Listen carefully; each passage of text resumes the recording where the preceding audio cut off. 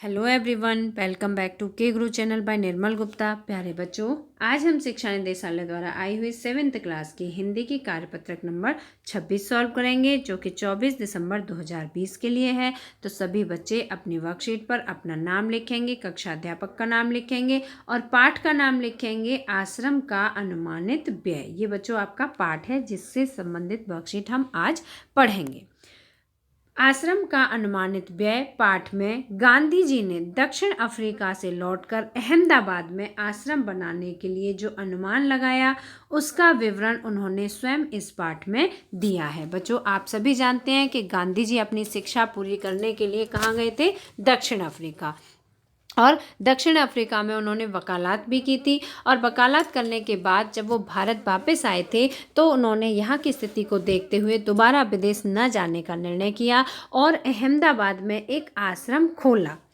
और जो आश्रम उन्होंने बनवाया तो उस आश्रम में कितना व्यय हुआ, कितना खर्च आएगा उस आश्रम को बनाने में, वहाँ व्यक्तियों के रहने पर प्रति व्यक्ति कितना खर्च आएगा, तो ये सब उन्होंने विवरण इन सब बातों का विवरण उन्होंने इस पाठ में किया है, जिसको कि नाम दिया है आश्रम का अनुमानित व्यय। आश्रम के लिए आवश्यक छोटी से छोटी चीज़ों का उन्होंने ध्यान रखा है। आश्रम में रहने वाले सभी लोगों के लिए क्या क्या चीज़ें ज़रूरी हैं, उन्हें किस किस चीज़ की आवश्यकता है, उस पर कितना व्यय होगा, इस सभी का वर्णन गांधी जी ने इस पाठ में किया है। मेरे अनुमान से, अब देखिए क्या क्या वर्णन किया है। मेरे अनुमान से इन सब पर कुल 5 रुपया खर्च आएगा। कितना खर्च होगा? कुल 5 रुपये का। रसोई के लिए आवश्यक सामान पर 150 रुपये खर्च आएगा। और रसोई के लिए कितने रुपए खर्च होंगे? 150 रुपये। स्टेशन दूर होगा तो सामान को या मेहमानों को लाने के लिए बैलगाड़ी चाहिए, है ना बच्चों। तो अगर दूर कहीं जाना आना होगा या स्टेशन जाना होगा या मेहमान कोई भी आता है उसको लाने या छोड़ने जाने के लिए किसकी ज़रूरत होगी? बैलगाड़ी की। तो बैलों पर भी खर्च कितना होगा? मैं खाने का खर्च 10 रुपये मासिक प्रति व्यक्ति लगाता हूँ। मतलब कि एक व्यक्ति पर एक महीने में कितने रुपए खर्च होंगे? 10 रुपये खर्च होंगे।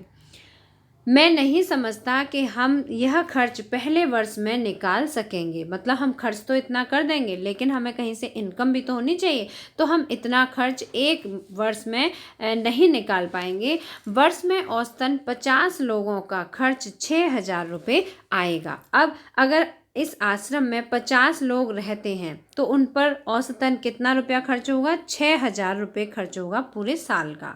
मुझे मालूम हुआ है कि प्रमुख लोगों की इच्छा यह है कि अहमदाबाद में यह प्रयोग 1 वर्ष तक किया जाए, क्योंकि 1 वर्ष तक अगर हम उन व्यक्तियों को आश्रम में रखेंगे तो हमें अनुमान लग जाएगा कि व्यक्तियों पर प्रति वर्ष कितने रुपया का खर्च होगा।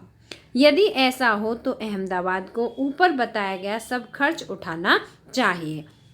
अहमदाबाद को उठाना चाहिए का मतलब है कि अहमदाबाद के जितने भी धनी लोग हैं या जो भी आश्रम बनाने में समर्थन करते हैं उन लोगों को यह अनुमानित खर्च देना चाहिए। मेरी मांग तो यह भी है कि अहमदाबाद मुझे पूरी ज़मीन और मकान सभी दे दे तो बाकी के खर्च मैं कहीं और से या दूसरी तरह से जुटा लूँगा। अब गांधी जी अहमदाबाद के लोगों से भी उन्होंने ये अपील करते हैं कि वहाँ के लोग अगर ज़मीन दे दें, क्योंकि जो आश्रम था वो नदी के किनारे बनाना था, तो नदी के किनारे बनाने के लिए ज़मीन भी चाहिए थी और ज़मीन चाहिए और फिर उस पर मकान बनाना है ना, तभी तो आश्रम बनेगा। तो उसका खर्च गांधी जी चाहते थे कि अहमदाबाद के धनी लोग उठा लें। चूँकि विचार बदल गया इसलिए ऐसा लगता है कि 1 वर्ष का या इससे कुछ कम दिनों का खर्च अहमदाबाद को उठाना चाहिए। अगर ज़्यादा नहीं तो 1 वर्ष का, और 1 वर्ष का भी ना उठा सके तो उससे कुछ समय का खर्च अहमदाबाद के लोगों को उठाना चाहिए। यदि अहमदाबाद 1 वर्ष के खर्च का बोझ उठाने के लिए तैयार ना हो तो ऊपर बताए गए खाने के खर्च का इंतजाम मैं कर सकता हूँ। चूँकि मैंने खर्च का यह अनुमान जल्दी में तैयार किया है इसलिए यह संभव है कि कुछ मदें मुझसे छूट गई हों। खाने पे कितना रुपये खर्च बताया था उन्होंने? खाने पे बताया था कि 150 रुपये खर्च आएगा, है ना। तो हो सकता है कि जल्दी में बनाए हुए बजट में से कुछ सामान छूट गया हो।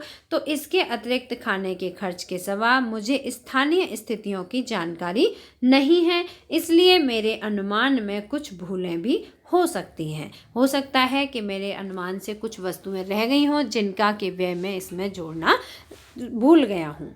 तो यहाँ पर लेखक ने अपनी जल्दी में बनाए हुए बजट में कुछ मदों के छूट जाने के लिए यहाँ बताया है कि हो सकता है मुझसे कुछ भूलें हो गई हों।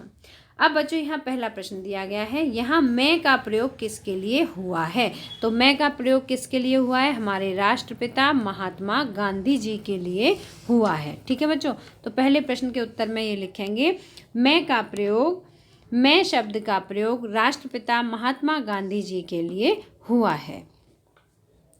दूसरा प्रश्न है, स्टेशन दूर होगा तो सामान या मेहमानों को लाने के लिए क्या चाहिए। तो क्या चाहिए था, बैलगाड़ी चाहिए थी।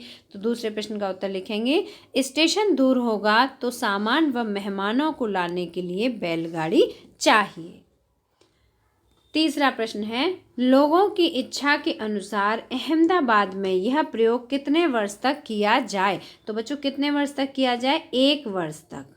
ठीक है, 1 वर्ष। इसका उत्तर आप इसी तरह से लिखेंगे, 1 वर्ष।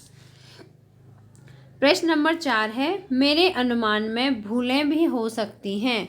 मेरे अनुमान में भूलें भी हो सकती हैं, लेखक ने ऐसा क्यों कहा है। तो क्यों कहा था बच्चों, तीसरे प्रश्न का उत्तर आप यही लिखेंगे, 1 वर्ष। ठीक है, और चौथे प्रश्न का उत्तर मैं यहाँ लिखित रूप में बताती हूँ। चौथे प्रश्न का उत्तर है कि जब गांधी जी ने, ये 4th है, ठीक है, जब गांधी जी ने कहा कि खाने के खर्च के इंतजाम में शायद कुछ मदें मुझसे छूट गई हैं, इसी बात पर लेखक ने कहा है कि मेरे अनुमान में कुछ भूलें भी हो सकती हैं। ठीक है बच्चों, तो इस तरह से ये आपके पहला, दूसरा और चौथा, तीसरे प्रश्न का उत्तर नंबर 3 का है 1 वर्ष। ठीक है, 1 वर्ष। तो इस तरह से आपके चारों प्रश्नों के उत्तर हुए। मुझे उम्मीद है कि आपको अच्छी तरह समझ आ गए होंगे। अगर आपको समझ आए हैं तो आप इसे लाइक ज़रूर करना। अब इसके बाद बच्चों हम गतिविधि की ओर चलते हैं। तो गतिविधि है, इसमें आपको कई बार लगता होगा कि आप कई छोटे मोटे काम जैसे घर में पुताई, दूध दोहना, खाट बुनना चाहें तो कर सकते हैं। ऐसे कामों की सूची बनाइए जिन्हें आप चाहकर भी नहीं सीख पाते। बच्चों, कुछ काम ऐसे होते हैं जिन्हें हम चाहते हैं लेकिन हम नहीं सीख पाते हैं। इसके पीछे क्या कारण रहे होंगे, उन कामों की सूची बनाइए जिन्हें आप सीखना चाहते हैं। तो बच्चों, कौन कौन से काम ऐसे हैं जिन्हें आप चाहकर भी नहीं सीखना चाहते लेकिन सीखना चाहते हैं। तो यहाँ गतिविधि में मैंने ऐसे कार्य भी लिखे हैं। देखिए, मुझे कई बार ऐसा लगता है कि मैं छोटे मोटे काम जैसे घर की पुताई, दूध धोना, खाट बोना आदि कर सकती हूँ। इसके अलावा जैसे कपड़े सिलना, ये वो कार्य है जिसे मैं करना चाहती हूँ लेकिन नहीं कर पाती हूँ। यह काम मुझे जटिल लगता है इसलिए मैं नहीं कर पाती हूँ। कार चलाना बहुत रुचिकर है लेकिन मेरे पास कार नहीं है ना। कुछ परिस्थितियां हैं ऐसी कि कार नहीं है। कपड़े सिलने के पीछे भी एक परिस्थिति है कि मुझे जटिल लगता है। कंप्यूटर चलाना थोड़ा मुश्किल काम लगता है। तो ऐसे अनेक कार्य हैं जिन्हें मैं चाहकर भी नहीं कर पाती हूँ। तो बच्चों, मुझे उम्मीद है कि आपको आज की वर्कशीट में पूछे गए सभी प्रश्नों के उत्तर अच्छी तरह समझ आए होंगे।